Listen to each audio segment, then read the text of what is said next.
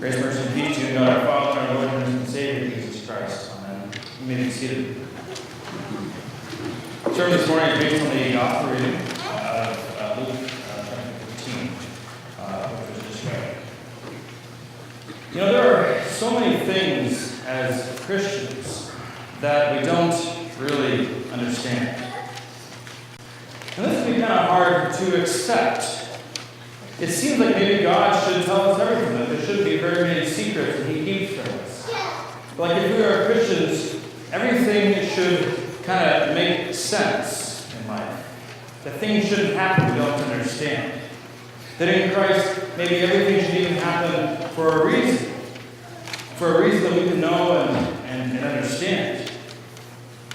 But they don't. And if we don't understand everything, in fact, there are many things in life, even as Christians, even as people who read God's Word, we don't know, we don't understand. And the devil loves this confusion. He loves to strike us, to work at us, to build on our doubts.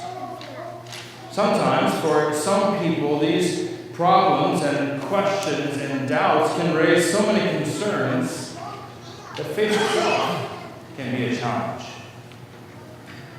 You know, there's one particular question like this that we seem to hear all the time these days.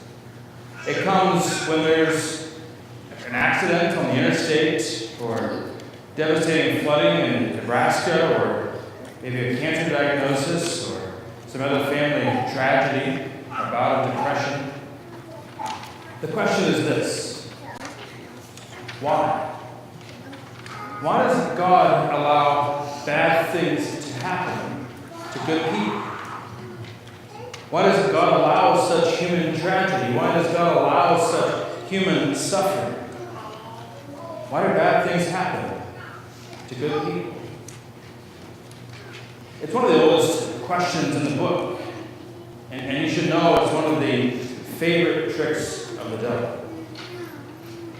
In ancient times, and a little bit like today, folks had tried to make sense of the suffering and death going on in the world by linking it to some specific sin.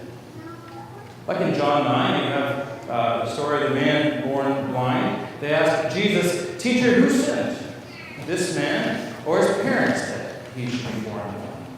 They thought that somebody must have sinned. There must be some sin here that this man's blindness is payment or retribution for. Or today's reading, Luke 13. People brought a story to Jesus of some Galilean Jews who apparently were slaughtered by Pilate while they were offering their sacrifices in the temple. Nothing more is ever recorded about this event in the Bible or any other book that I'm aware of. But the sense is that they were pondering whether or not their slaughter was divine punishment for some sin that they had committed. So when bad things happen, is God punishing them for something? Well, Jesus, in his normal, brilliant way, flips the question. He says, do you think that these Galileans were worse sinners than all the other Galileans who suffered in this way? In other words, just because some died, does that mean they were any worse sinners than those who did not die? No, Jesus says, answering his own question. He says, but unless you repent, you all will likewise perish. The thing is, we are all horrible sinners who deserve death. Every last one of us. The only response we can honestly give in the face of a tragedy like the flooding in Nebraska, or September 11th, or World War II, or the AIDS epidemic, or anything, is not that they deserved it. But rather, I deserve the same thing. And we do deserve the same thing. That's Jesus' point. Whether it's an act of terrorism or an act of nature, or an engineering accident where at the Tower of Siloam, which fell and apparently killed 18 people. We're kidding ourselves if we think those people deserved that any more than any of the rest of us do.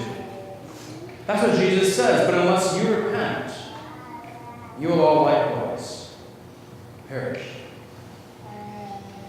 To me, the great mystery is not why bad bad things happen to good people, but the exact opposite? Why do good things happen to bad people, to sinners, broken sinners like us? Because according to the Bible, apart from Christ, we are not good people at all. In fact, we are horribly fallen, broken sinners. When it comes down to it, according to the Scriptures, we are all wicked, foolish God-haters who care more about ourselves and our own interests than we care about anyone else. We certainly care more about ourselves than we care about God. Jesus says that when we see disaster or death, then we should recognize that really we ourselves deserve nothing better. And we should be begging God for forgiveness for our sins. We should be pleading that our differences with God might be made right. We should be in prayer with God, imploring Him to have mercy on us, to forgive us, and to hold back His wrath. So the question is not why did bad things happen? That's clear enough, I think, once we understand how broken and sinful we are. But the question is, why do good things happen? But that's when we're really starting to dig into the mysteries of God. Why does God allow anything good to happen among broken sinners like us?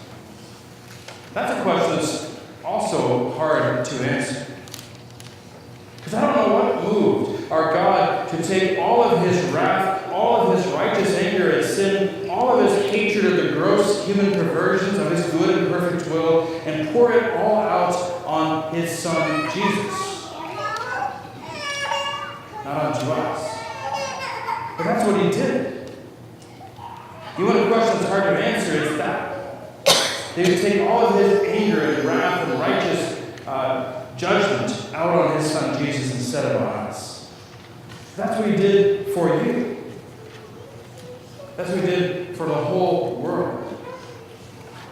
We confess in the Apostles' Creed that everything that we have comes from God. God gives us everything, all of our possessions. As we say in the Catechism, our clothing, our shoes, our food, our drink, house, home, land, animals, wife, children, and all that we have. Everything we have is given to us as a gift from God. Out of His love, He gives it to us. So instead of letting us perish under the weight of our sin, He unleashed the full force of His Spirit upon His Son, Jesus. And instead of giving you what you deserve, He gave Jesus what you deserve. Some people have hard hearts, and they will reject Jesus. Some people will never believe. Some will die outside the faith. And die they will. Because if you don't want Christ's death to be your death, then you have to die for yourself. You want to see what hell looks like? Look to the anguish of Christ on the cross. When He so miserably asked, my God, why have you forsaken me? See, hell is where God is not. If all good things come from God and hell is the absence of God, then even our worst nightmare cannot imagine the anguish of those who are in hell. But God is so patient with us. How often do we hear the gospel of Jesus proclaimed to us, given to us, handed over to us, and yet we cling to the gross sin that we love so much, and still He does not let us perish? How often do we hear the good and perfect ways of God, and yet we turn and embrace the fallen ways of this world, and still He withholds His anger? He gives us His word, His love, His Son, yet we reject Him again and again. How long will His patience last? One day, and this is the message of the parable of the bearing fig tree, which we heard today, His patience one day will run out. So right now in this life, we live in this strange in-between. On the one hand, Christ has come and defeated sin and death and the power of the devil. On the other hand, we're still waiting for Him to return, to recreate all things and to make them new. And we're living in this middle time, this in-between. And although Satan is defeated by the death of Jesus on the cross, he is taking advantage of this time to take as many down with Him Now although the devil storms and rages in this life against us, Christ the valiant one still fights for us. And strengthened and empowered by his word and sacrament, taking our place in the ranks of the church militant, our champion Jesus is bringing us through this middle time, through this valley of the shadow of death. He's bringing us home. So why do good things happen to sinful people like us? It's one of life's greatest mysteries. The praise be to Jesus, that God has forgiven our sins, that he has given us what we don't deserve. Praise be to God that he has given what we do deserve to his Son, Jesus. In the name of Jesus, amen. And the peace of God which surpasses all understanding, keep our hearts and our minds and one true faith until life everlasting. Amen. This time we rise to confess our faith together. These are the words of the Apostles' Creed.